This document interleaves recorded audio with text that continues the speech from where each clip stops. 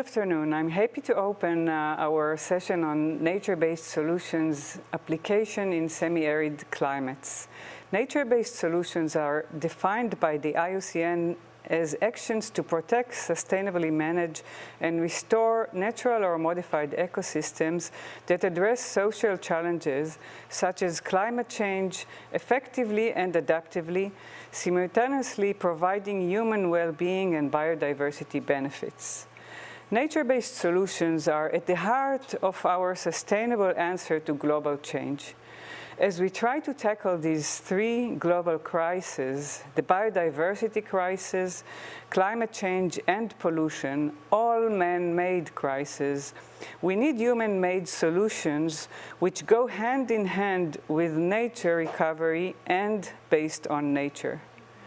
Over the years, we have moved from the framing of conserving nature for itself to conserving nature despite people, to conserving nature for people, and we now understand that people and nature are one, and we need to take a multidisciplinary approach which includes social, economical, ecological, and medical considerations to enable sustainable life on Earth, and nature-based solutions are at the heart of this approach. Nature is the basis, the foundation of our economy and of society. The only sustainable solutions are the ones that are beneficial for the economy, the people, and to nature. So we can't have conservation or development. We have to rethink development and how we can use nature sustainably as an economic strategy, rather than something that gets in the way of our developmental needs.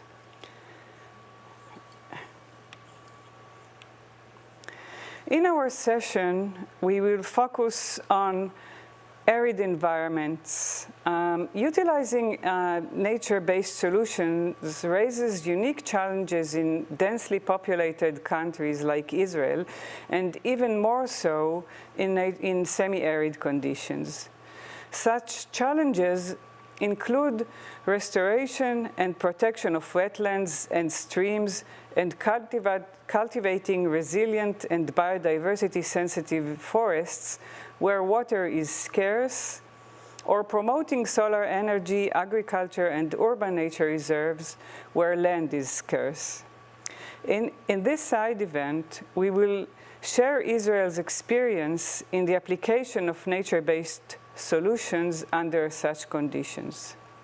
Our first speaker will be Dr. Doron Merkel, Chief Scientist of KKL-JNF Israel, and his talk is entitled From the British Wetlands to Agamon Hula Wetlands, the global lesson from the drainage and reflooding of the Hula Marsh in northern Israel. Doron, please. Thank you. Thank you, Noga. I will try to share my presentation now. Let's see. I hope everybody can see now.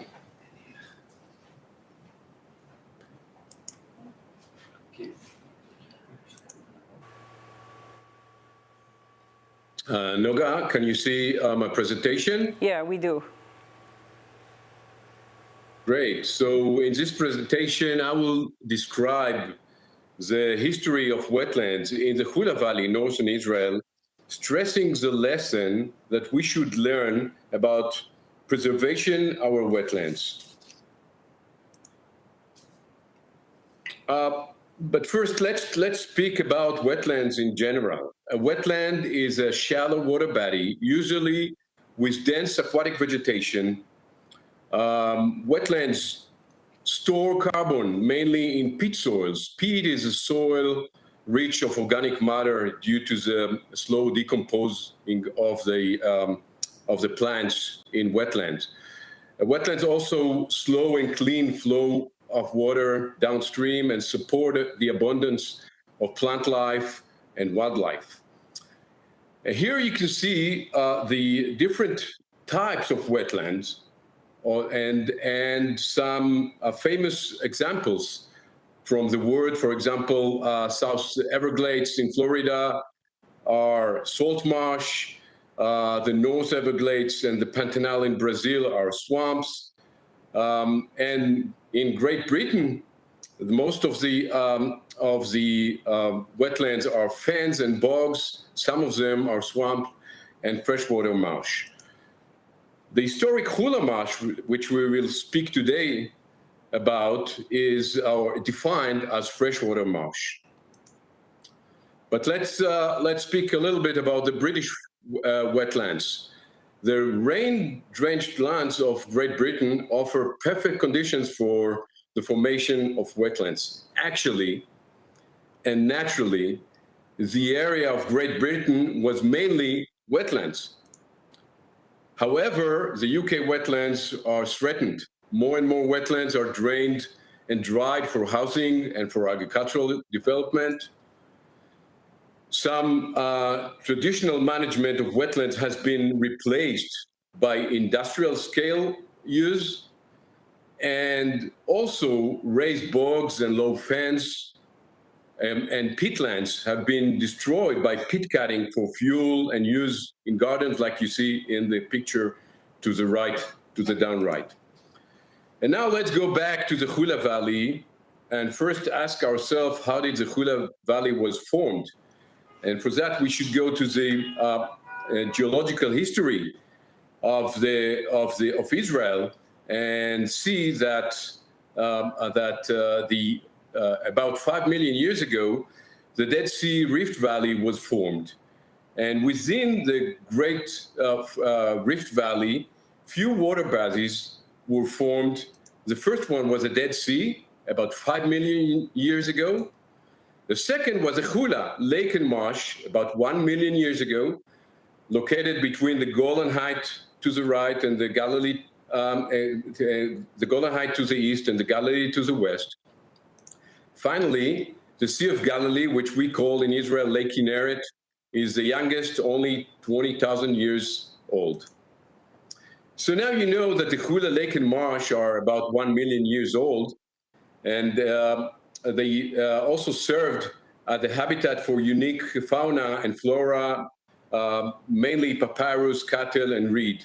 You can see on the map to the right, the map of the lake, the ancient historic lake, with an area of about 13 square kilometers, and the swamps and marshes with an area of about 45 square kilometers. Also, you can see an original photo of a local Bedouin floating on a papyrus mat back in 1905, and to the left, a water buffalo.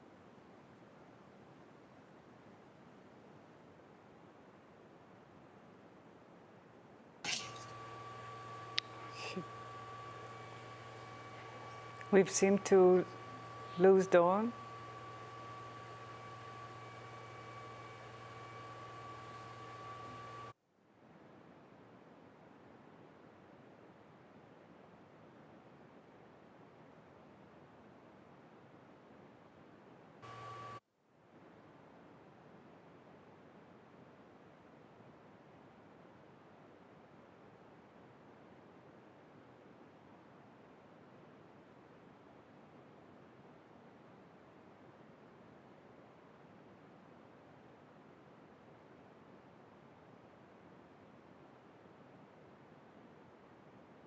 Seem to have connection problems with Doron, and I would like to introduce our next speaker. We'll try to get back to Doron later on. The next speaker is Dr. Gilad Ostrovsky. Gilad is the Chief Forester and Director of the Forestry Department at KKL-JNF Israel. And Gilad will talk about natural regeneration as basic approach to combat wildfires and increase resilience and biodiversity of the forest. Gilad, please. Hello, everybody. I will share my screen.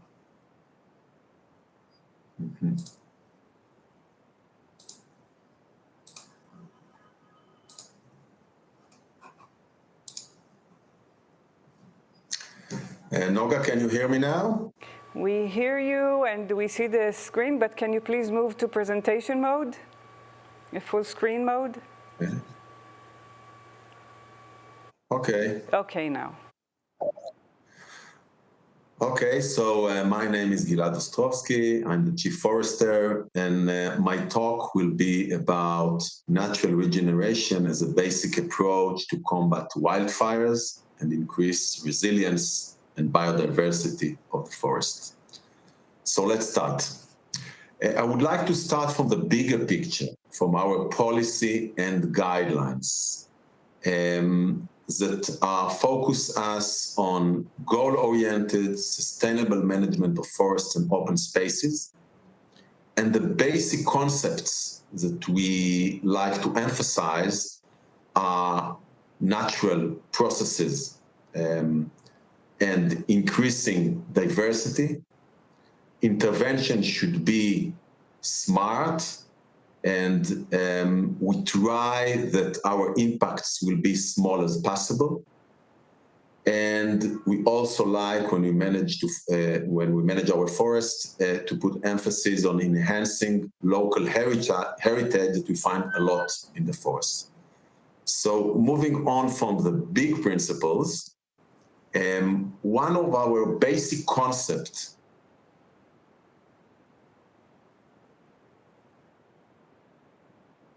forests are very basic to our activities, and our strategic approach, which I want to think is quite unique, based on analyzing the forests according to land use designations. As you can see here in the drawing, it's Hakdoshim forest next to Jerusalem, part of its master plan that was made about 8 years ago. And as I said, it's very basic to our strategic approach to analyze and to fix those land use designations. So I'll start from the left side, from bottom to up. First of all, we can see the fuel break. Fuel breaks, we have two of them. Two types. One of them is along and attached to cities and villages to protect them from wildfires. And the other, which is well seen in the drawing, the long red lines, are fuel breaks in the forest, which allow firefighters and fire trucks to get in, to have access during the fire, to fight the fire and hopefully to shut it off. And so this is one land use designation. The other one, recreation. I would say that the forest in Israel, but I believe elsewhere, is a key player in terms of recreation to the general public. We can see those areas that are designated here. Recreation generally requires us to have very close intention, and very usually they are intensive managed because we have a very specific targets. The next one in green is natural assets. For example, a very impressive cliff. Another example should be endemic species of flowers, other plants, animals, and so on. We want to find them, to know about them, and to manage the specific areas to support them and to have access to them. The fourth is cultural and heritage. We have a lot of them in the forest. It could be an archaeological ancient site. It could be ancient agriculture that we can find very nice terraces all over the Judean hills, for example. And our management efforts will be to keep them, to manage them in accordance to save this very unique heritage. The fifth, which is very specified here in blue, it's for research. LTER stands for long-term environmental research, and we have certain plots that we manage and we actually conducting researches within the forest, and we have a lot of information that help us to manage the forest. And the last one, multiple use, as you can see, is the majority of the area in Hakdoshim forest, and I believe all over Israel. It's what we call the big forest for itself, with its own values. And it gives us the whole bunch of ecological services that the forest give us. And what is very important to mention is those designations actually help us to choose and to prefer activities and management in the forest, which is very, very important. So this is, in brief, a very basic concept of our strategic approach. And then the wildfires become more frequent. A few pictures, unfortunately, in 2021, over 15,000 acres were burned down in Israel.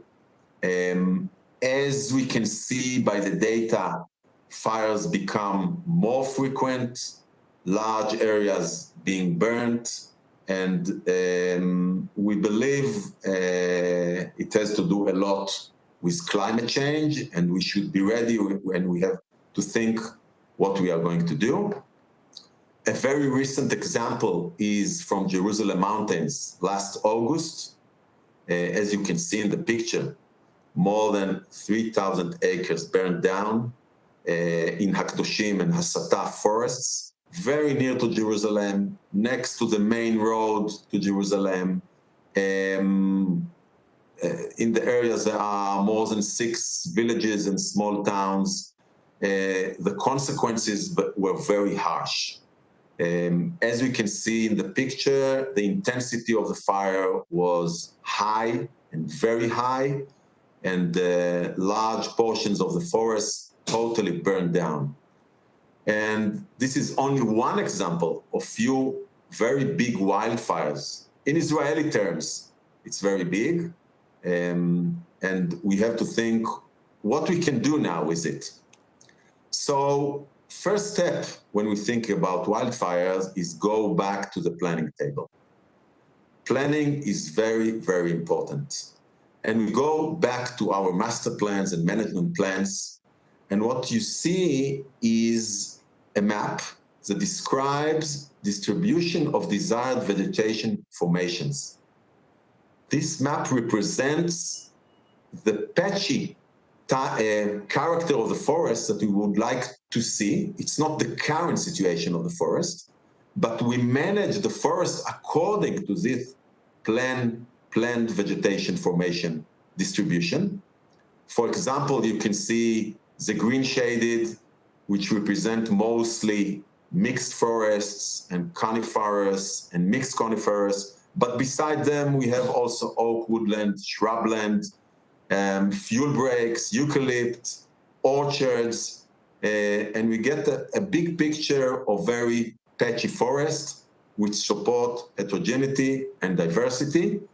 And this actually pre-planning that we made help us to choose the actions that we can do now when we want to prevent fires or to manage the forest after a big fire.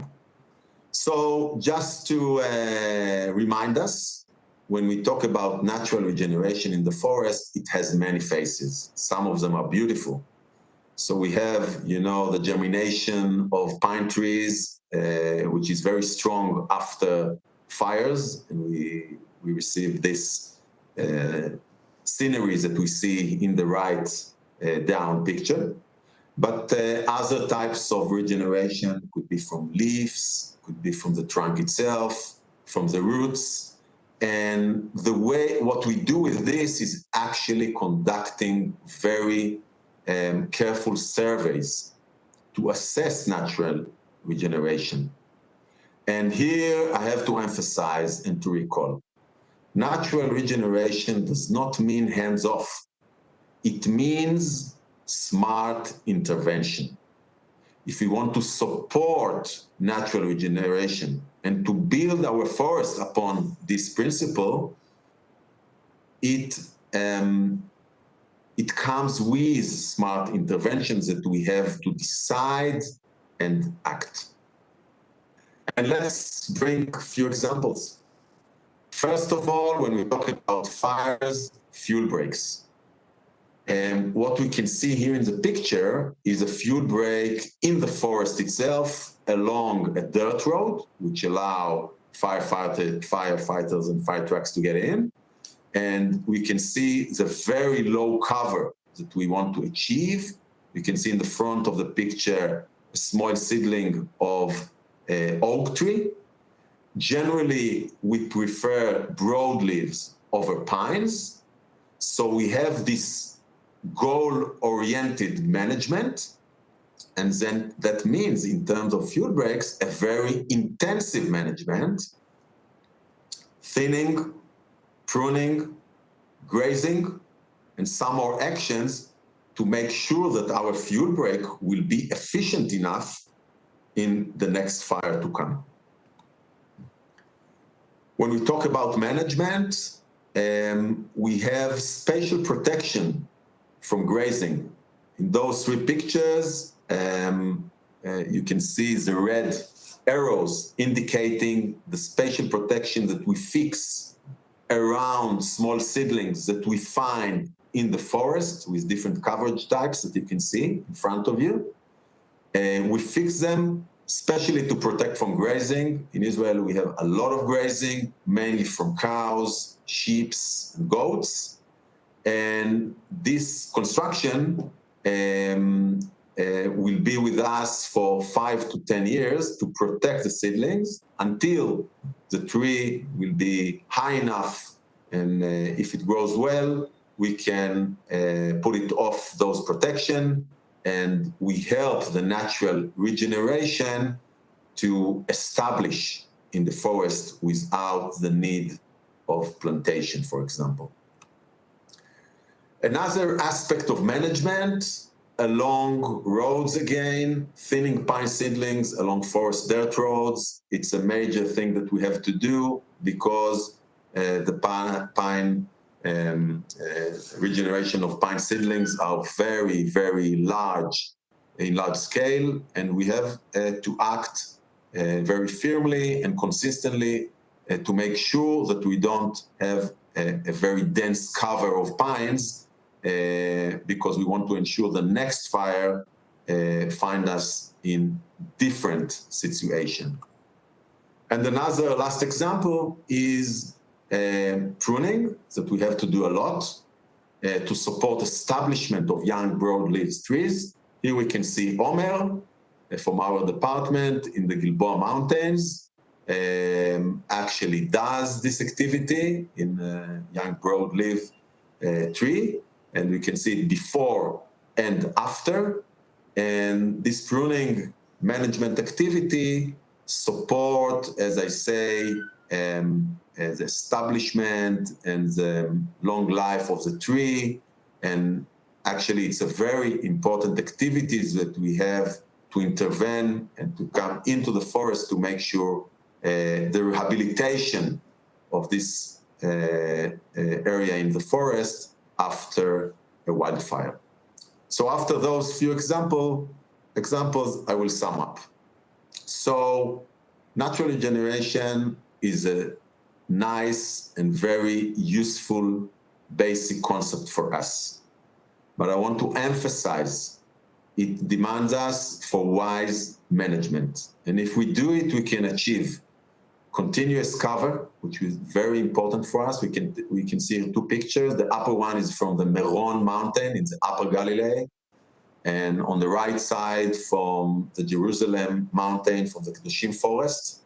Different types, different age. We get multi-age forests. We have the patchiness, the complexity of the forest.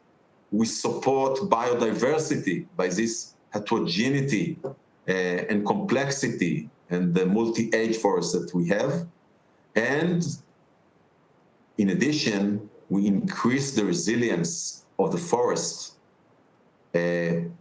against droughts, against other things, and of course, for the next fire to come that we want to prevent. Thank you very much. Thank you very much, Gilad, for a fascinating talk. And we will now try to get back to Doron and give him the option to finish his talk. Just a second, we don't hear you, Doron.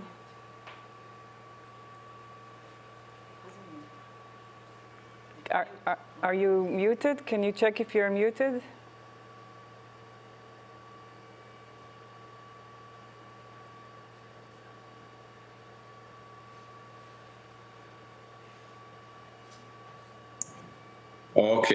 Okay, now you can hear me, right?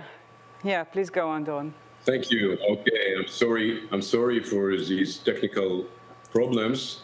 I will try to share back again the presentation. I think I've lost you here. Can you see the presentation now? Yeah. Can you move to full screen? Just a minute. Okay, now it's good. All right. You can proceed. Can I continue? Do you see the presentation? Yeah, everything is perfect. You can continue. Just a minute. Okay. So we were here.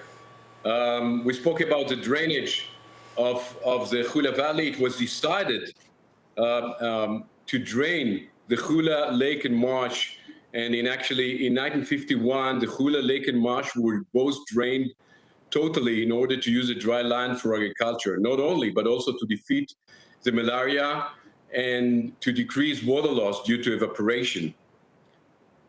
Now you can see that the marsh and the lake disappeared. And today we look at it as an ecological environmental mistake. But the question is, could it be predicted then, 70 years ago? Can you still hear me, Noga? I want to be sure. Yeah. Okay, so now let's see a short video about the drainage of the Hula Lake and marshes. In 1951, Keren, Kayemet, LeIsrael, the Jewish National Fund, began planning and executing the grand and complex engineering project. Huge excavators placed on rafts deep in the Jordan Channel. They created 2 large drainage canals.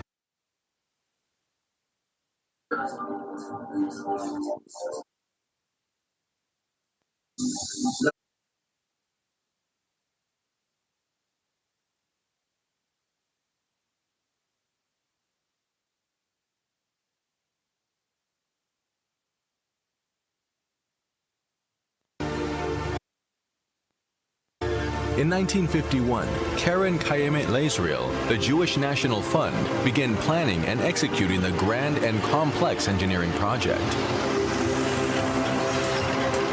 Huge excavators placed on rafts deep in the Jordan Channel.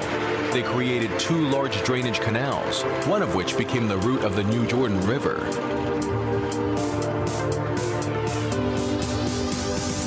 The plug was then opened and the water in the lake and Hula marshes began flowing to the Kinneret. The water was drained within a few months. Some of the Jordan channels were dried and a dam redirected most of the Jordan River water to the Eastern Canal. This resulted in the exposure of tens of thousands of acres of fertile peat used by the northern farmers in order to transform the valley into Israel's largest food producer. Reduced evaporation of the dried lake and marshes led to an increase of millions of cubic meters flowing to the Kinneret.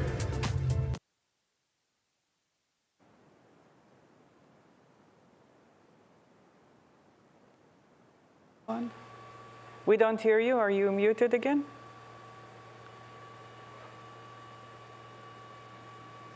Dawn, we don't hear you.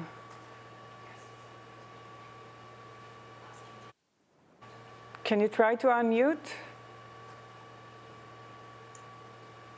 Okay, I'm sorry. Now we hear you now. It seems like we have problems here. I'll try to do a share again for the last time. So please bear with me. Now can you see it? Just a second. Noga, can you see it? Yes. Can you enlarge the screen again? Yeah. Okay, we now see it. Okay. Hope it's the last problems we had. And in regard to the consequences of the drainage of the Hula, 20 years later, in the 1950s, after the drainage, the peat started to suffer from few negative processes. First, spontaneous peat combustion due to the oxidation of the organic matter. Second, loss of the fertilizers, of fertile soils and drop in agricultural benefit. And third, nutrient leakage to the Sea of Galilee, Lake Keren downstream, harming its water quality due to enhancing the eutrophication of the lake. Therefore, it was decided in the 1990s to reflood a small part of the valley back again. In 1994, the KKL-JNF led the construction of a reflooded small-sized wetland. We call it Hula wetland. The wetland first rehabilitated the peat soil by stabilizing the groundwater level. Second, it prevented nutrient discharge to the downstream Sea of Galilee. And third, turned to be an ecotourism park. Now you can see here the water running to the small wetland, and that's how Hula wetland looked like 1 month after the reflooding, and that's how it looked like 3 years after the reflooding. Noga, I want to know that you're still with me. Yeah, we are. Thank you. KKL-JNF and the Israeli Water Authority were wise enough to initiate research and monitoring program from the very beginning of the project. It finally, as you'll see in a minute, it finally led to a better nature-based management of Hula. Me personally, I was lucky enough to conduct my PhD study in the valley. In the picture to the left, that's me studying the biogeochemical cycles of sulfur and iron in the wetland 25 years ago. And in 1996, we faced a new problem, a dramatic decline of the aquatic vegetation. During the summer of 1996, a decline of the aquatic vegetation, mainly Tifa domingensis, cattle, in Hula was revealed through the monitoring and acquired by the research of the sulfur and iron redox system. It was then mitigated by managing a shallow water level that allows oxygen to oxidize the reduced iron and control the redox. Yes, it was part of my personal study regarding the biogeochemical cycles of the wetland. Wetland became, it took a few years until 1999, and our recommendation was accepted, and wetland was functioned since then in reduced shallow water level. The aquatic vegetation was reclaimed. However, the surprise came from the wildlife biodiversity, especially birds. The shallow water level led to increase in number of cranes which winter in Hula wetland instead of continuing to Ethiopia. Moreover, pelicans, herons, egrets, ibises, cormorants moorhens and mallards were adapted in the wetland. Agmon Hula wetland, after 20 years, became an ecotourism attraction. It turned to be one of the best birdwatching sites in the world. And in November 2019, KKL-JNF opened the Stephen Harper Agamon Hula Visitor Center in the Hula. Noga, I want to be sure that you still see and hear the presentation. Yes, we do. Great. So now let's see a short. I'll try to be quickly. Let's see a short video about the reflooding and the consequences. So if you can, please move to the next slide, and we will turn on the video for you. Dawn, just move to the next slide, and we will turn on the video. A foundation was set for ecological tourism based on a broad and long-term perspective. The comprehensive solution enabled the development of life in the valley. Concurrently, agriculture began to thrive in the valley along with the field crops including peanuts, sweet potatoes, corn, peas, chickpeas, wheat, and more. Flora and fauna returned to the valley, and species considered extinct reappeared. Millions of migratory birds came back to rest in the valley during their journey. The Crane Project is a unique example for the joint existence of nature, birdwatching, and agriculture in the valley. The Hula Valley is developing, serving as a model of sustainability, a positive and long-term perception by which humankind enjoys nature while contributing to it, protecting it, and maintaining it. Agamon Hula, the Hula Lake, in the heart of the valley, is among the most important nature and birdwatching centers in the world.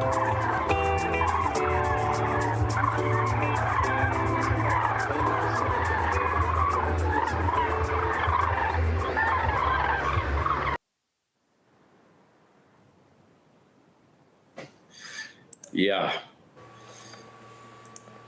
Can you still see me? Can you still see the presentation? I will. Yes, we do. In a minute. Switch to presenter mode. Yeah. It seems like the video has made the problem. So Agamon Hula wetland became a multi-purpose environment. It supports different ecological services. First, it's stabilizing the groundwater level, improving agricultural yield. Second, it prevents nutrient leakage to the downstream Sea of Galilee. And last but not least, it became a leader ecotourism and bird watching park. And now I will summarize. Have we learned a lesson? We've seen that wetlands contribute to the environment by storing carbon, cleaning water, runoff, and supporting fauna and flora. We've seen also that we should preserve the wetlands from drainage, drowning, and pit mining. Reflooding or rehabilitation of wetlands should be followed, as we've seen, by monitoring and even by research for nature-based management. And finally, a multi-purpose wetland which supports few ecological services is more sustainable, ensuring its long-term life. Thank you very much. Thank you very much, Dawn, and I apologize for all the difficulties. We don't have time for questions right now, but if any of the viewers would like to ask questions at the end, if we have time left, please raise your hand and we will take answers for all the talks at the end. Our next speaker is Tamar Raviv, the head of Biodiversity Unit at the Israeli Ministry for Environmental Protection, and her talk will be on using the nature-based solution approach to develop urban resilience. Please, Thank Tamar. you, Noga. Hello, everyone. After the interesting presentations from my colleagues, Doron and Gilad, who talked about building resilience in open spaces, then I'm here today to talk about how we use nature-based approach to develop urban resilience in Israel, in the more intensified urban places. So I will start with a few facts.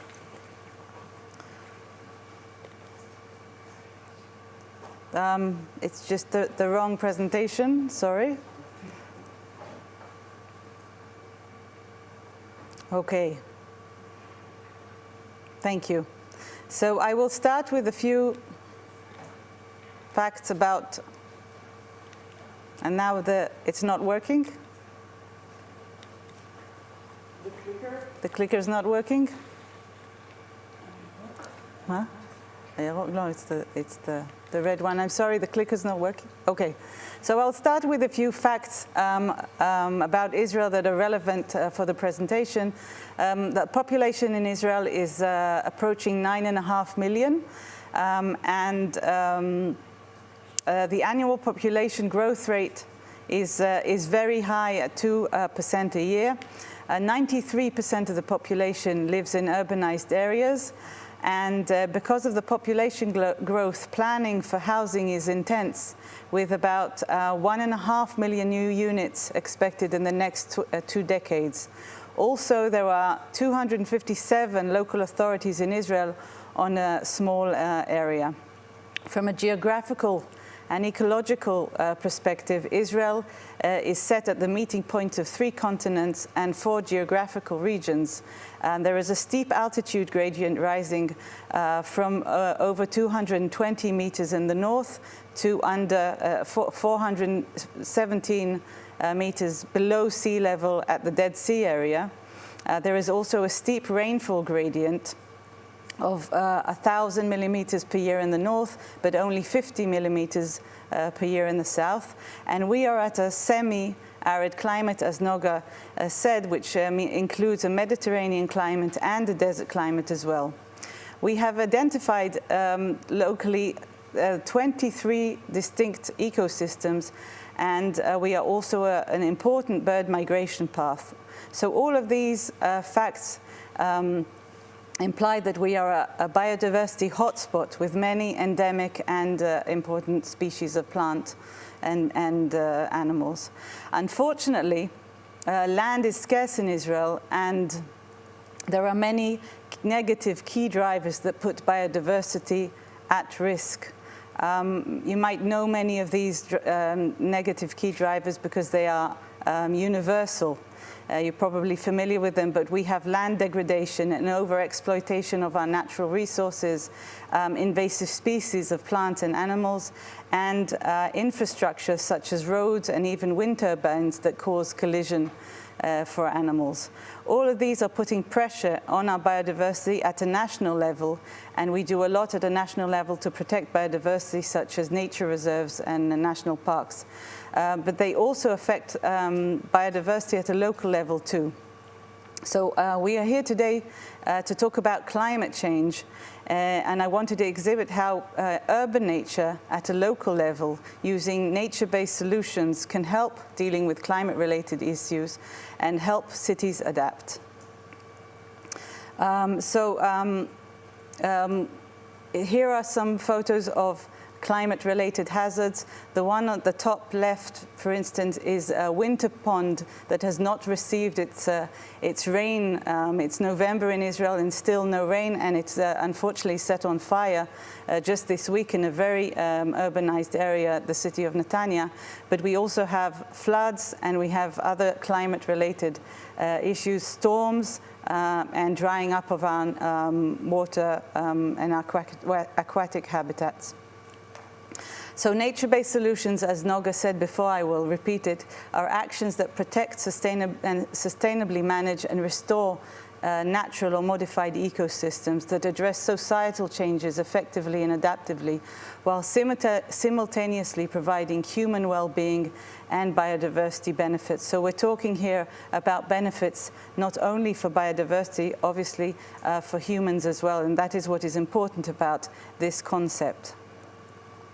So Israel for many years has been promoting the conservation of biodiversity at the local level, and even before our current discussions about how biodiversity at the local level can help climate change, we have always seen benefits from urban nature. And we have a methodology of developing urban nature, which starts with data, continues with policy, then conservation and rehabilitation of urban nature sites, and then management and obviously public awareness. And I will go into this in more detail. So the first stage is collecting the data, and we have for more than a decade been assisting and helping the local authorities prepare urban nature surveys. These surveys try to map out all of the urban nature sites and ecological values within the city or the town.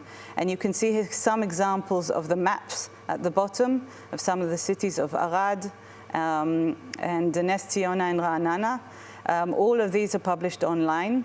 And the top two shows the progress in the southern and Tel Aviv districts of how many local authorities have already conducted one of these surveys. So the green is where the cities have completed the survey, and the yellows are the ongoing. We already have 50 out of our 257 local authorities with a survey, and we hope that by 2030 we will have all of the local authorities will have conducted a survey.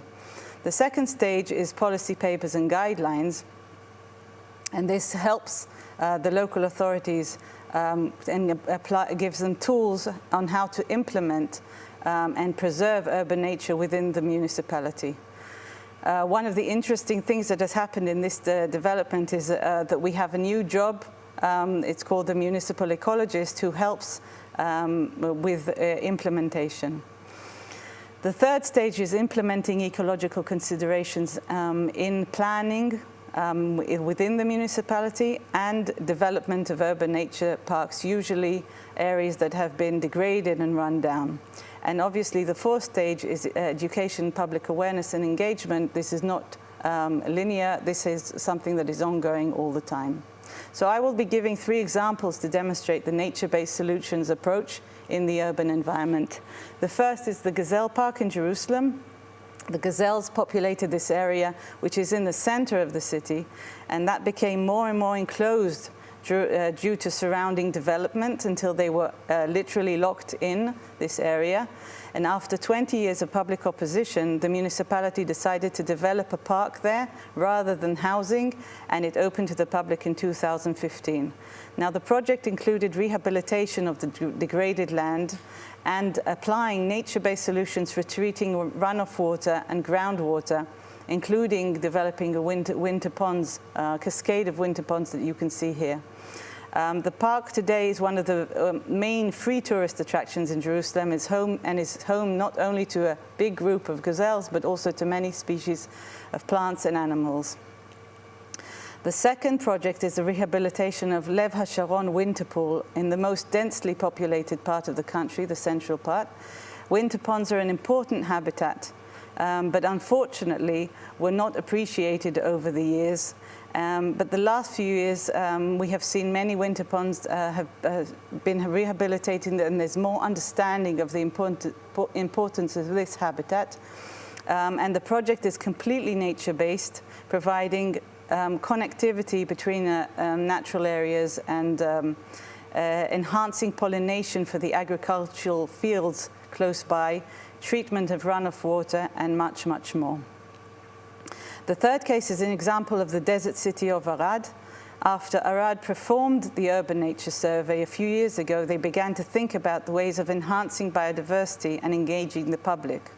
So once a year, the city hosts an event called BioBlitz, and the public connects with scientists and ecologists that follow up with follow-up surveys. They take part in these surveys and connect to their surroundings. The data accumulated helps the municipality protect the important fauna and flora and to improve the ecosystem services, such as dust regulation and plant feed for livestock in the desert.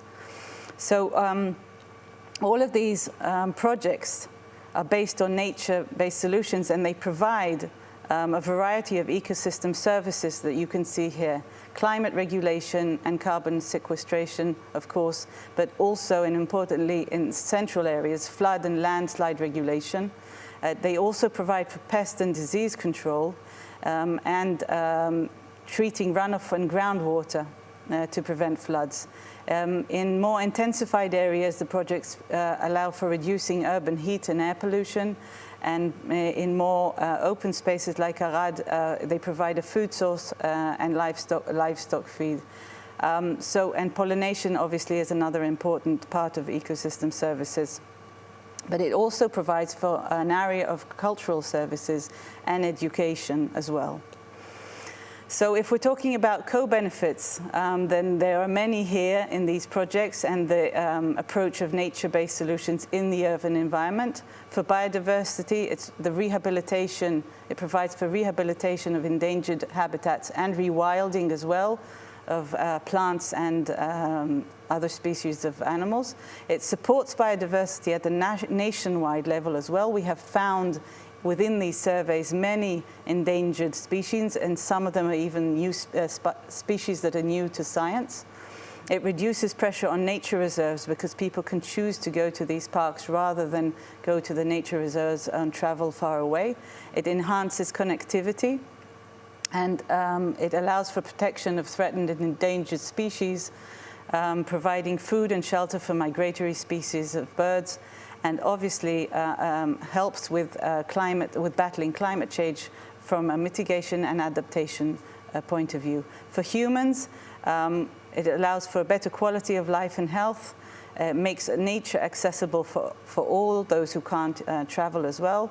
It allows for sustainable local planning and management within the municipalities, provides for tourist attractions, and is, more importantly, environmental and economic.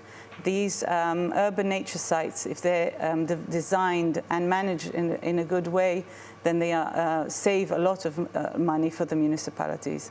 It also helps develop a local identity by engaging the public in the activities, promotes education, public awareness, and activism as well. And also, from the human side, it helps battle climate change.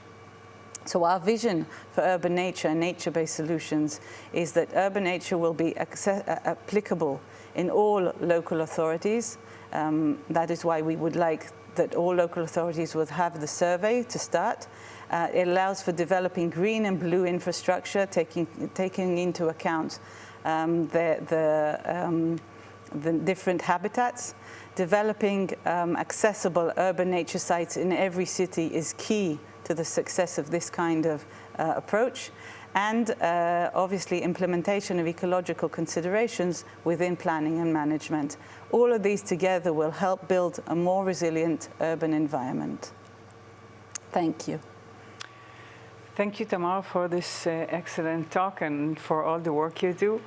I will give the next and the last talk of this session. I'm Professor Noga Kornfeld-Chor. I'm the Chief Scientist of the Israeli Ministry for Environmental Protection. And my talk will focus on climate change, nature-based solutions and health, or how we can use nature-based solutions to reduce health risks. Can I have the clicker? Okay, thank you. Health risks are determined by exposure to a hazard and the vulnerability of the exposed individuals or society. Climate change influences all three: the hazard itself, the chances of being exposed to it, and our vulnerability. The results of climate change will be that some existing health hazards or threats will increase and intensify, and new health threats will emerge, including vector-borne diseases, water and food-borne diseases, direct injuries or deaths, heat-related illnesses, and mental health issues. And the results are already here. The WHO Health and Climate Change Survey report from 2019 found studies reporting an effect of climate change on vector-borne diseases and water and food-borne diseases in 23 countries, effects on direct injuries and deaths in 21 countries, effects on heat-related illnesses in 21 countries, and effects on mental health issues in 6 countries. And these are clearly a huge underestimate of the real situation. So how can we use nature-based solutions to reduce these health risks? We heard in this sessions 3 talks on 3 different habitats, and in the following part of my talk, I will first give you general examples of how restoring and rehabilitating each of these habitats can contribute to health, and then give you 3 specific examples from studies conducted in Israel. So we first heard from Doron on wetland restoration. Wetlands provide flood mitigation and can therefore reduce direct injuries. Sorry.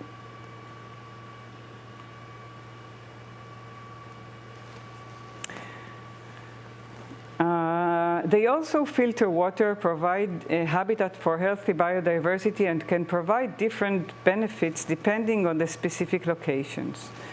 Not all wetlands are alike, and health benefits depend on the specific goals and risks to both humans and biodiversity. Like every other action of nature, wetland restoration must be done thoughtfully, for example, while making sure it will not become a breeding ground for pests like mosquitoes. But functioning, healthy wetlands can enhance disease regulation among its benefits. And I will give you an example from Israel later on in my talk. The second talk was on forest restoration. A forest with full range of biodiversity, including predators and local biodiversity, can mitigate the spread of some infectious diseases, particularly those who spread with rodents and mosquito vectors, such as West Nile virus, Lyme disease, and some of the hemorrhagic fevers. Fragmented habitats, on the other hand, increase the interaction of the vectors with humans, may affect reproduction and behavior of the vectors, alter complex predator-prey dynamics, and stimulate evolutionary processes and diversification of diseases. The protection and production of functional, well-connected habitats have clear benefits for human health, as well as mitigating biodiversity loss and climate change. The third talk focused on urban nature. Studies show that urban nature, blue or green, lowers stress, promotes faster recovery from psychological and physical events, increases air quality, stimulates physical activity with its related beneficial effects on health, and decrease ambient temperature.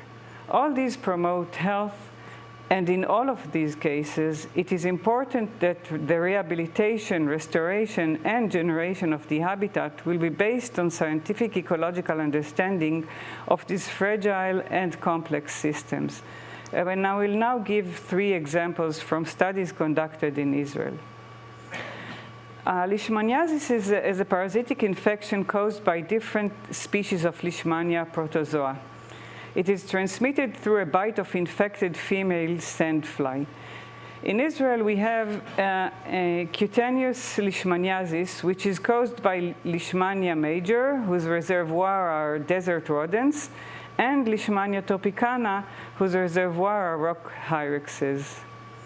On the graph, you can see the number of cases of cutaneous leishmaniasis in Israel in blue. Looking into the ecological setting in which the disease life cycle occurs, it becomes clear that in both types, anthropogenic disturbances enhance the occurrence of the disease, and that a deeper understanding of the ecosystem and using nature-based solutions can help to reduce the risk. So let's start with Leishmania topicana, whose reservoir are rock hyraxes, which you can see here in the pictures. This species was common in Israel along the Syrian-African Rift Valley. Hyraxes form large colonies in rock piles, and in recent years there was an outbreak of Leishmania in Israel. And a study conducted by Ben Moshe and Iwamura found that artificial rock mounds, a byproduct of the common building practices in Israel, encircled new neighborhoods in Jerusalem and created a great shelter for wild rock hyraxes next to rich foraging grounds in the city parks. And the result is an outbreak of leishmania in new areas. The easy solution for this risk is avoiding creating these rock piles which formed a new habitat for the hyraxes. This is a great example of how keeping nature intact at first place or restoring the natural habitat just by eliminating these man-made shelters for the hyraxes can prevent or reduce the leishmania outbreak. A second example for a similar system is that of leishmania major. The outbreak was in desert settlements in Israel and resulted mainly for the influence on the vector, the sandfly. A study that was conducted in settlements in the Israeli deserts found that in these desert areas, the addition of water for gardening improves the condition for the vector breeding, the sandfly, and promotes larger host population, the sand rat, by improving the quality of their food.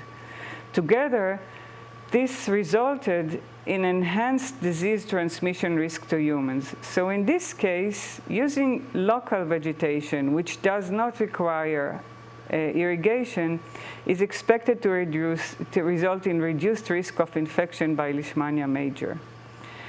The third example I would like to give is from the Yarkon River at Tel Aviv. During the 50s, all its water was used and it was almost completely dry. With time, it became increasingly polluted. Sewage replaced the flow of fresh water, habitats were destroyed, and flora and fauna disappeared. This was exacerbated by continuous discharges of industrial effluents and municipal sewage into the river. It became a habitat for pests, invasive species, and mosquitoes, and was repeatedly treated with insecticides based on mosquito larvae occurrence. In the figure, you can see the number of pesticide cycles per year used in different parts of the river.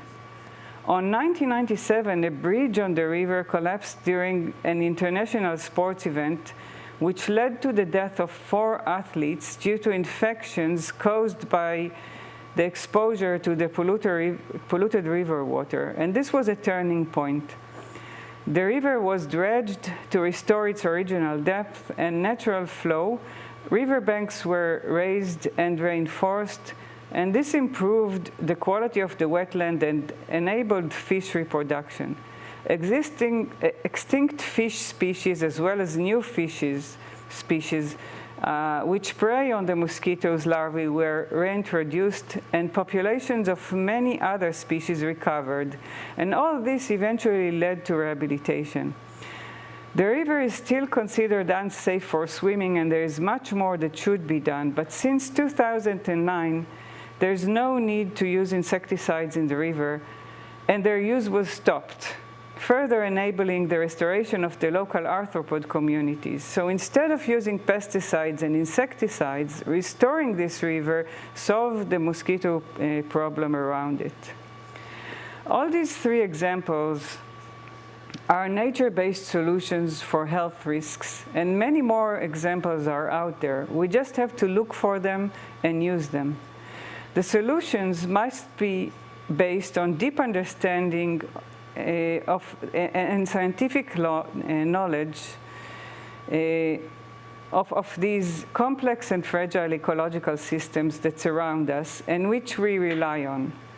By studying nature and understanding ecological interactions, we can use nature-based solutions for the benefit of our health and the health of the environment. Thank you very much, and I will now open the discussion for questions. So if any of the audience have questions, please raise your hands, and we will be happy to answer them.